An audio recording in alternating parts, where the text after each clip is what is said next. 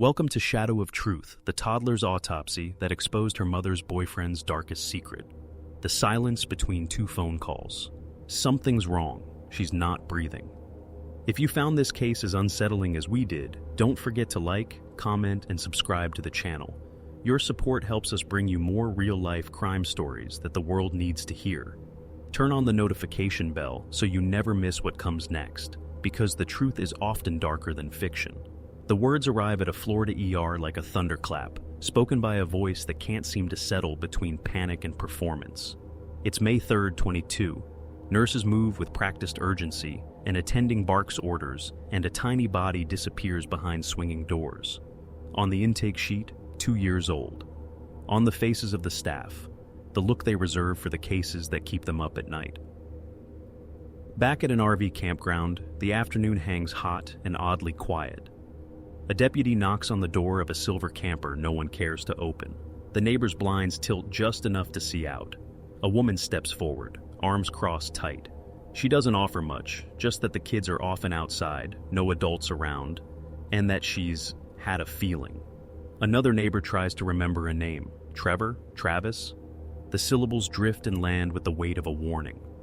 At the hospital, the child's mother, Kristen, paces through a storm of medical terms and unanswered questions. She left for work late. The morning was coffee and cartoons. The baby stayed with the man she'd been seeing, 24-year-old Travis Thompson. Somewhere after that, time breaks into shards. A thud, a call, a drive, CPR in a car seat, a pull-off in a restaurant parking lot, and finally the ER. Between the moment he says he found the child on the floor and the moment 911 registers a call, there's a gap, 37 minutes, according to a report later. People can fit a lot into 37 minutes. Fear, indecision, explanations, or nothing at all. Detectives meet Travis by the camper as the sun slides across the aluminum siding. He talks quickly and kindly, like a person auditioning for the role of helpful. He calls himself selfless. He reminds them he loves those kids. He says he was in the bathroom when he heard a thump. He says the little girl was limp, that he tried CPR, that 911 wouldn't connect. He looks surprised when they ask about a small baggie found in his wallet. More surprised when they point to a loaded AR pistol moved that morning from a cupboard to within a child's reach. "I forgot," he shrugs. "I teach gun safety." The explanation lands with a hollow ring, the kind detectives keep hearing in stories that aren't built to hold much weight. They invite him in the next day. The interview room is all corners and hum, a place that rewards straight lines. "Tell us about her," they say. He smiles in memory, loud and sunny, the center of attention, the kind of kid who turns any room into a stage. Then he recites the day like a list. Bus stop with her brother, coffee, cartoons, a walk to the lake, the bathroom, the thud. Over and over the thud. The detectives have heard that version already, from him, from her, from the triage timelines, and the crumbs of digital metadata that cling to modern life. But the picture keeps smearing at the edges. Why the delay? Why call the mother before 911? Why does he seem to recall and forget at the same time? And why does his voice tense when they ask whether anything abnormal might show up in the child's system? There shouldn't be, he insists. There couldn't be. He talks about discipline next, unprompted. Says he doesn't like spanking, maybe a single pop on the butt when things get out of hand. A neighbor would later recall an argument about hitting. Didn't see it, only heard a woman saying, "Don't touch my kids." It's the kind of detail that doesn't convict anyone by itself, but it nudges the compass needle toward a direction the detectives can't ignore. "Travis," they finally say, "there was an autopsy this morning." They aren't doctors, they admit, but they were there. They watched. They say the injuries are significant. They say they're not compatible with a simple fall from a sofa or a misstep on a rug. He blinks and leans back, as if struck by a draft from a door he didn't realize was open. He says he doesn't understand. He says it must have happened earlier. He says maybe she had a condition. He lists things he heard from relatives like they're talismans against the inevitable. There's a pause, and then he adds something no one else had mentioned. The little girl sometimes said her back hurt. The room holds its breath. It's a strange comment, one that sits too neatly beside the medical words the detectives have not yet spoken.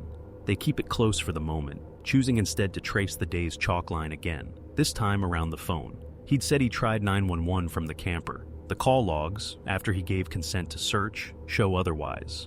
He shifts in the chair, eyes tracking the ceiling camera he noticed on the way in. "This feels like a setup," he mutters, and then, more loudly, "You're trying to get me for something." They step out. In another room, Kristen tells them she'll take a polygraph. She wants answers, and she wants the kind that science and law can agree on. Back in the interview room, Travis makes small talk with the silence, drumming, humming, anything to give noise a shape. A phone call from a family member needles him. His jaw tightens, then loosens. When the detectives return, they set aside the varnish. They're no longer weighing the question of whether a child is gone. That answer has already come, quietly and forever, in an ER where doctors foul, tie the clock, and lost. Now they are weighing what to call it: accident, something undetected, something delayed, or the word that changes everything about a room like this: homicide. The syllables land without flourish. He says it's ridiculous. They say the medical findings don't agree. He says he didn't do anything. They say the evidence points to an act and to the person who was with her when her life changed shape. Outside, the Florida light fades to a softer gray, the kind that makes every reflection look like a question. A deputy walks the corridor, the hum of the building settling into evening. Somewhere, a neighbor closes a blind. Somewhere, a nurse goes home to a quiet kitchen and leaves her keys on the counter and tries, unsuccessfully, not to think about a tiny hand she held while machines breathed for a child who couldn't. Back in the room, the detectives stop circling.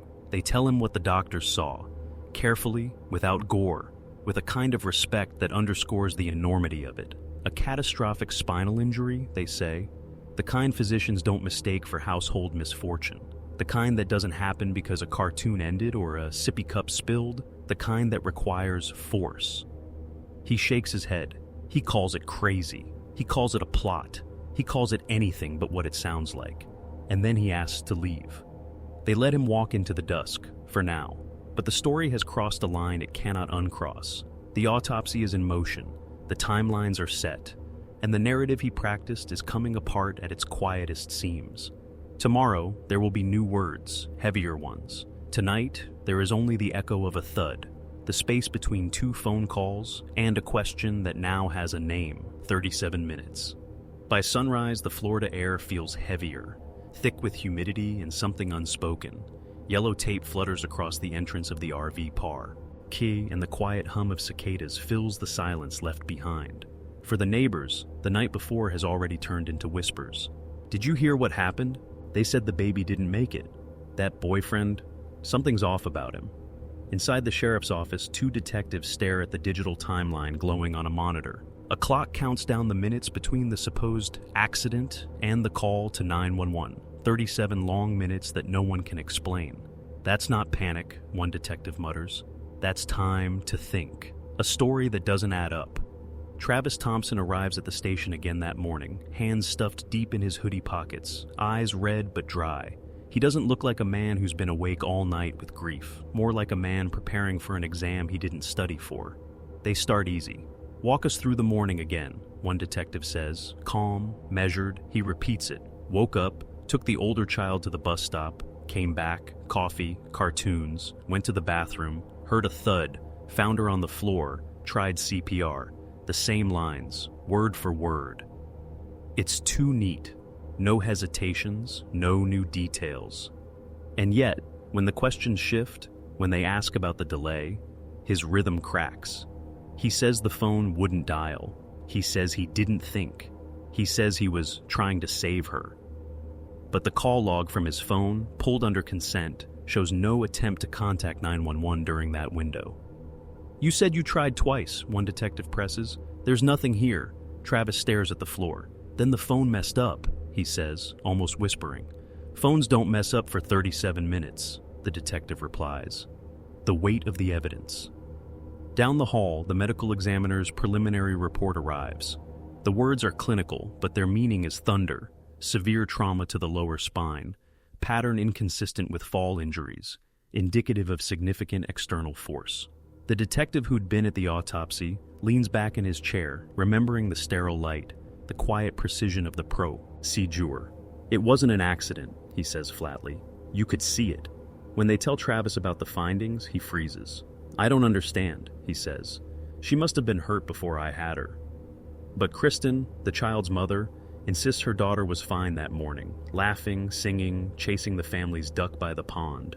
No bruises, no complaints. The timeline is merciless. Whatever happened, happened while she was with him. Cracks in the facade, the detectives shift tactics. They soften their tone. "Travis," one says, "you loved that little girl, right?" "Of course I did," he answers quickly. "Then tell us what really happened. Maybe it was an accident. Maybe you just lost your patience for a moment." He shakes his head violently. "No, I'd never hurt her. I'd never do that." The detective leans forward. "Then help us understand. Because what we saw in that autopsy, those injuries, don't just happen by chance. You said she sometimes complained her back hurt. How would you know that unless something had already happened?" That line stops him cold. He blinks, realizing what he's just said the day before, something no one else could have guessed. I was just saying," he stammers. "Kids say things." "Not that," the detective replies. "Not that kind of pain. They know they found a seam in his story, and now they start to pull." A pattern reemerges. When the detectives check his background, a red flag from 3 years earlier surfaces, an investigation where a toddler's arm was broken under his care. He'd claimed it was an accident. "I sat down without looking," he told them back then. No arrest, no conviction. But now, that same explanation echoes with eerie familiarity. 2 children, 2 injuries, same man, same pattern of deflection. Travis insists he's being targeted. "It's always me," he says, voice shaking. "People think I'm some monster. I didn't do a thing. I tried to help her." "You said that before," a detective answers softly. "And the last time a child ended up hurt." He drops his head, muttering, "This is a setup. You're all trying to pin this on me." But they're not trying to pin anything. They're watching his tells, the defensive tilt of his chin, the twitch in his jaw when the word homicide surfaces again, the moment of truth. After hours of questioning, one detective decides to stop dancing around the edges. "I was there," he says quietly. "I watched that autopsy. That injury, what it did to her spine, it's not a fall, Travis. It's not a stumble. It's not something a nurse caused. It's what happens when someone bends a child backward with force." The room goes still. Even the air conditioner hum fades into silence. Travis stares at the tabletop. His lips move, but no sound comes out. He rubs his forehead, shaking his head over and over, as if repetition could rewrite time. Finally, he whispers, "I was in the camper, trying to keep her alive." The detective nods slowly. "I believe you tried, but before that, something happened." Travis looks up, eyes red, voice trembling. "I have no reason to hurt nobody for any reason. They're just kids." The detective studies him, saying nothing. Outside, rain begins to fall over the sheriff's office. A sudden Florida downpour that blurs the world into streaks of gray. Inside, every camera keeps rolling, every word recorded. The truth isn't complete yet, but it's closing in. The truth breaks.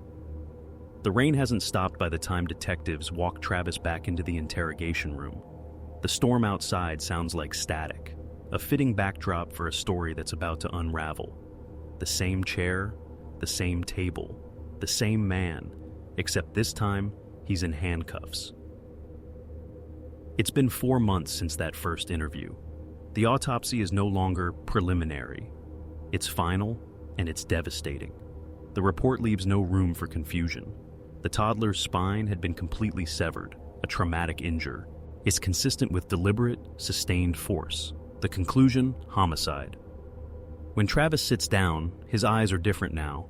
Sunken, cautious, rehearsed. "So, you're finally gonna tell me what I supposedly did?" he says. One detective nods. "We're gonna tell you what the evidence says happened, what the doctors found, what you tried to hide, the last story he'll ever tell." He starts again with the same script. The bus stop, the cartoons, the lake, the bathroom, the thud. His voice cracks in the same places as before, not from emotion, but from memory.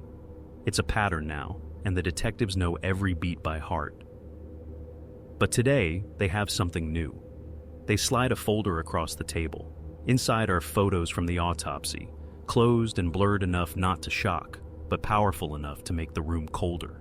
"Do you know what this means?" one detective asks quietly. "This isn't a fall. This isn't CPR. This is a break. Full disarticulation of the lower spine. There's no accident that can do that." Travis stares at the folder like it's a foreign language. "You're lying," he whispers. "No," comes the reply. "We're quoting the doctor who examined her, and the doctor who said she felt pain so intense that she likely lost consciousness." Something flickers in him then. Anger, fear, guilt. It's hard to tell which. "You think I meant to do that?" he snaps. "You think I wanted any of this?" "We think you got angry," says the detective. "We think something in you snapped before her spine did, and when it happened, you didn't know what to do. So, you tried to fix it. You called her mother. You didn't call for help. You tried to undo the truth." Travis leans forward, voice shaking. "I told you. I didn't do anything to hurt her." "But you did something," the detective says. "You just don't want to name it." The evidence tightens. When investigators retrieve his phone data, the story behind the 37 minutes becomes clear. No 911 calls, no dropped signals, just text after text to Kristen. "Come home now, something's wrong, she's not breathing." Then, days before the incident, the same phone paints a picture of obsession. How to get your ex back, how to make her forgive you, how to fix a relationship fast. Kristen's messages, recovered in full, tell the opposite story. She wanted space, independence, safety. And on the night before the tragedy, she sent the one message that would echo forever. "We both need to stand on our own. You have to stop depending on me." The detectives believe that rejection was the fuse. When they put this to him, he tries to smile, but the corner of his mouth twitches. "That's your theory," he says. "That's the timeline," one detective answers. "And timelines don't lie." The moment the truth shattered, hours pass. The rain outside fades to a dull drip. Inside, the lights hum and the silence grows heavier. A detective slides a paper across the table, an arrest report already signed. "Travis Thompson," he says, "you're being charged with first-degree murder." Travis goes still. "You can't prove intent," he mutters. "You broke a child's spine," comes the calm reply. "The intent is in the injury." He exhales slowly, eyes wet now, but still fighting. "I was in that camper trying to keep her alive." The detective nods.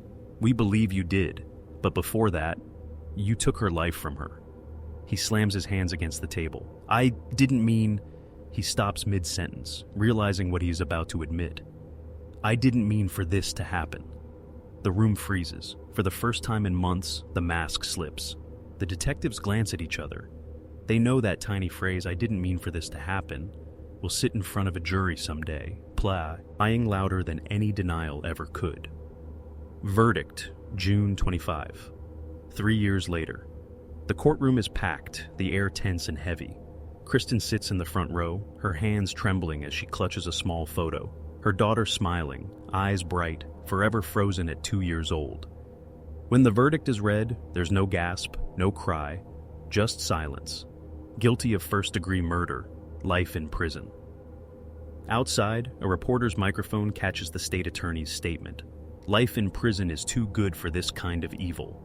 Inside, Travis sits motionless, eyes fixed on the floor, as the deputies lead him away.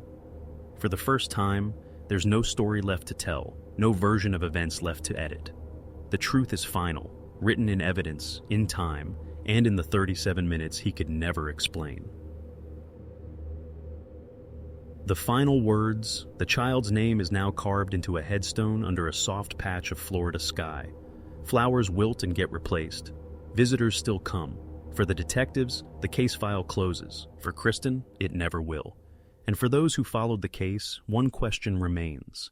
Not how it happened, but why. Some answers, no matter how detailed the evidence, never come. If this story shook you as much as it did us, take a second to like, comment, and subscribe. Your support helps us tell the stories that deserve to be remembered. Stories that remind us how fragile the truth can be, and how silence can be the loudest clue of all.